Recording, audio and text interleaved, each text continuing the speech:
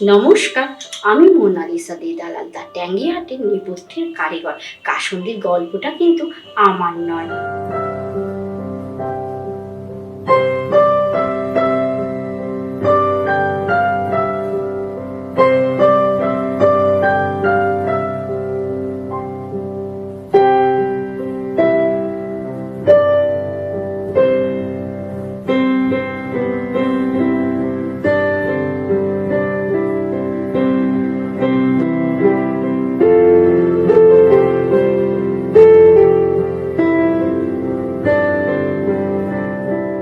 এই গল্প নোয়াখালীর ব্যায়ামগঞ্জে রাজপুর পোদ্দার বাড়ি এক লড়াকু নারীর।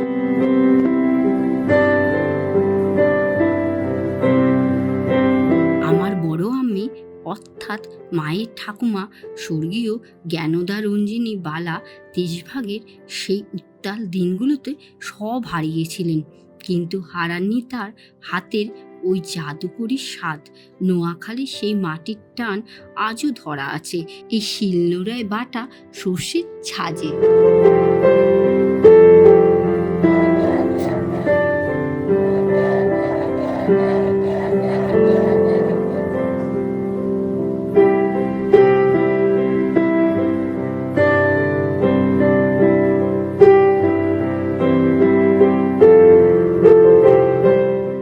রৌদ্রচুম্বন সুবাসিত মশলা সর্ষে বাটার পর মাটির হাঁড়িতে ভরে কাপড়ে মুখ ঢেকে বেঁধে রৌদ্রে দেয়া হতো, ঠান্ডা করে বোতলে বন্দি করা হতো।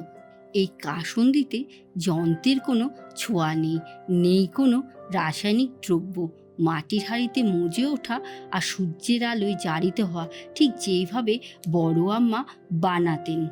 দ্য ট্যাঙ্গিহাট শুধু স্বাদ নয়, এক টুকরো হারানো ঐতিহ্য আর ভালোবাসা।